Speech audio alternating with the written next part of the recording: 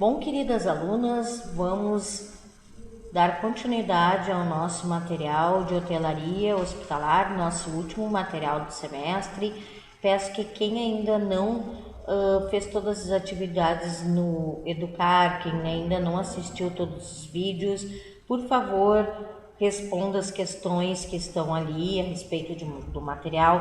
Geralmente eu peço para responder depois que eu apresento algum vídeo, né? Então eu estou aproveitando para gravar esse vídeo. Eu estou aqui na minha outra escola, estou sozinha na sala, minha vez que eu tirei a máscara. Estou aproveitando para gravar esse vídeo para a gente poder desenvolver esse assunto. Bom, em relação à hotelaria hospitalar, né, a gente diz que é o seguinte: são todos os serviços de apoio, né, todos os serviços que nós vimos lá no primeiro semestre, como a higienização, como a recepção, como a portaria. É a reunião de todos esses serviços que a gente denomina hotelaria hospitalar, né? É desde do atendimento até o ambiente hospitalar. Nós vamos ver alguns itens aqui na apostila de vocês. E isso tudo feito uma coisa chamada de humanização, que é importante, a humanização, né? Que é a partir de uma coisa que é um pouco recente, é uma coisa de 20 anos para cá, né? Estou falando recente porque nem sempre os hospitais trabalharam com humanização. Então a humanização, ela trabalha para quê? De acordo com o decreto 3507, né, de 2000, ela vai trabalhar a valorização da vida humana, a cidadania, considerando sempre as circunstâncias sociais, éticas, educacionais e psíquicas, né, daquele indivíduo que está lá hospitalizado, que está buscando um pouco de conforto, está buscando a sua restauração da saúde. Então a pessoa, já falei várias vezes em aula para vocês, quando ela chega no hospital, ela está extremamente aborrecida, está triste, né? Tá com esses problemas psíquicos, como a gente falou ali, com problemas de saúde, né? E a gente fazendo esse acolhimento, que o acolhimento nada mais é do que o que? O humanizar, a humanização, individualizar e personalizar a assistência frente às necessidades de cada um. Então a gente tem que ver de uma forma individualizada cada pessoa, né? Se colocar no lugar dela, utilizando empatia, isso também é outra coisa muito importante para que a humanização aconteça. E existe diferença, claro, entre a hospitalização e a humanização. A humanização, né, a gente geralmente prepara as equipes, é uma cultura que já está enraizada na organização, ela tem que ser feita geralmente de maneira espontânea e gratuita. Já a hospitalidade, que é o que a maioria dos hospitais tem, as equipes são treinadas, né, mas geralmente se torna um custo muito elevado. Por quê? Porque os processos eles são todos pré-fabricados, não é uma coisa espontânea. E geralmente isso acaba se tornando uma coisa, um nível de serviço muito oneroso, muito caro para a organização. Por isso que nesses 20 anos aí, o SUS e muitos hospitais particulares, já mostrei alguns vídeos aqui para vocês de hospitais como particulares como o Albert Einstein, né, que eu gosto muito de utilizar, né, o israelita também e outros mais que tem aí em outras capitais, né, que eu já mostrei, já dei como exemplo, o próprio Moinhos de Vento, que é daqui, né. Então, assim, ó, isso se utiliza muito porque o foco hoje em dia é no cliente, o serviço em saúde é no cliente, tanto o cliente interno como o cliente externo. Eu tenho que tratar bem o pessoal que está dentro da minha organização, o corpo médico, os alunos, o corpo administrativo, os próprios prestadores de serviço, aquele fornecedor que vai lá na minha empresa, eu tenho que tratar bem, né? Se não tratar bem essas pessoas, eu vou perder muito, né, junto a eles. A mesma coisa com os clientes externos, porque muitas vezes o cliente externo não é só o paciente que está internado, e sim os visitantes, os doadores, né, de órgãos, de sangue que vêm até o hospital para doar para uma cirurgia. Então a gente tem que humanizar e tratar bem tanto o cliente interno como o cliente externo.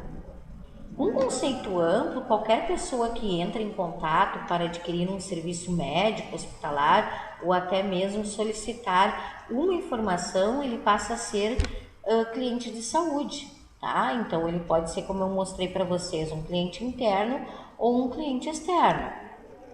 Já o cliente em saúde é aquilo que eu falei para vocês. Quando ele chega no hospital, ele já está com uma ruptura de vínculo, né? Ele já tem uma sensação de perda, porque não depende dele, depende de outras pessoas para que haja a cura.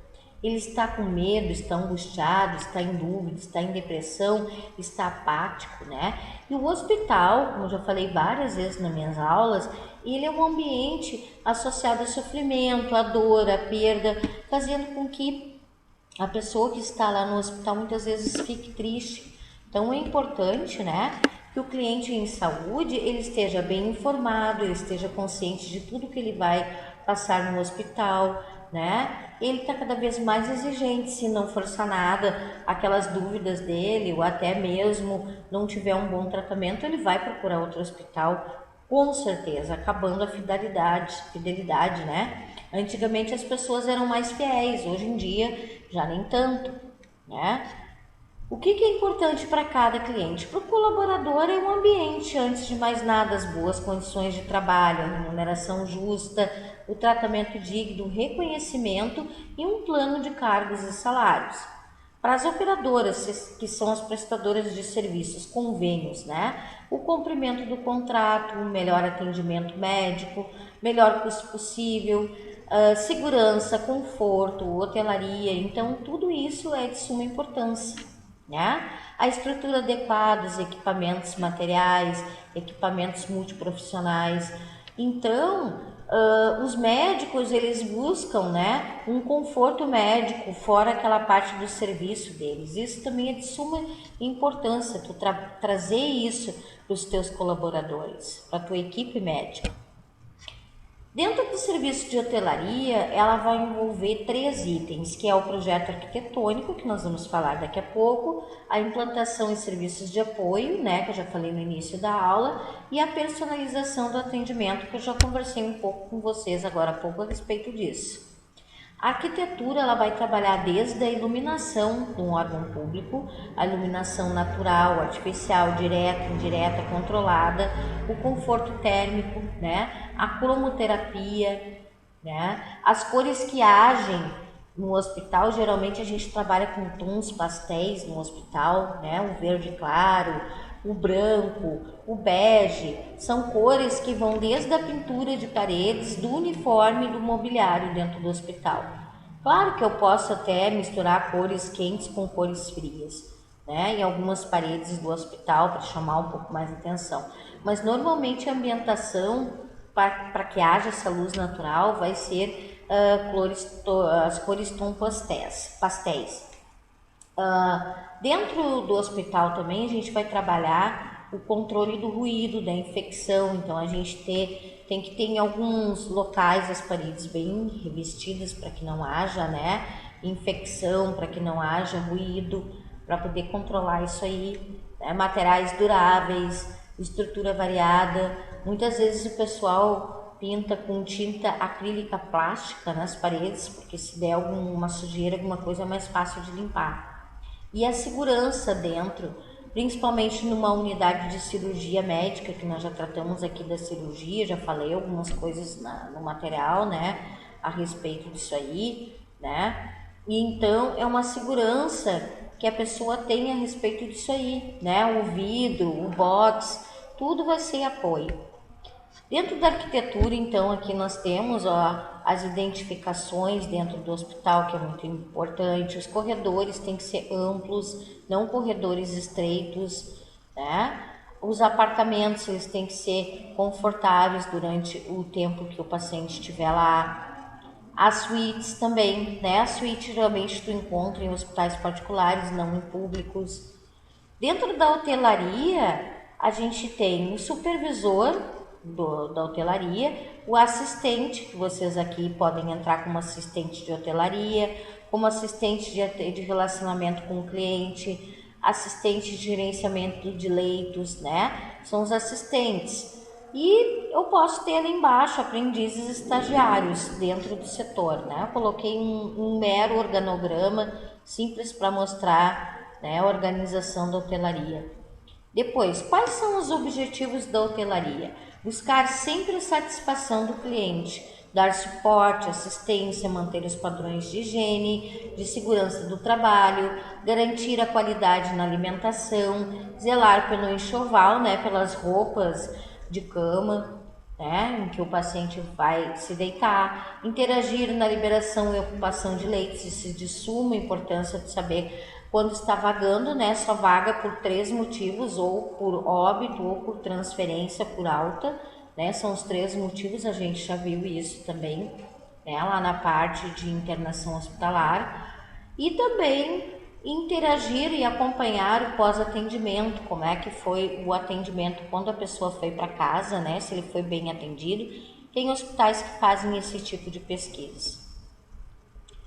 Bom, dentro disso aí, eu vou trabalhar com vocês agora mais esse slide, né? Senão vai ficar muito extenso o áudio, o vídeo aula. A gerência de hotelaria. O que um gerente de hotelaria ele faz?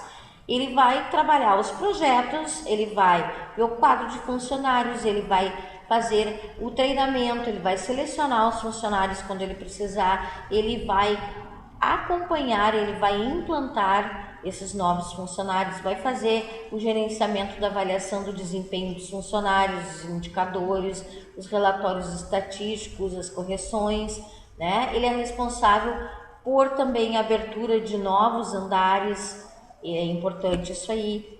Né? Já o assistente de hotelaria, ele vai trabalhar o quê? A admissão do paciente, o atendimento às solicitações dos clientes de saúde, a alta do paciente, que eu acabei de falar para vocês, o checklist, ele vai verificar os apartamentos que vagaram, né, por os 3 motivos que eu também comentei aqui, ele vai fazer a liberação dos apartamentos e também vai trabalhar quando tiver reclamações na ouvidoria.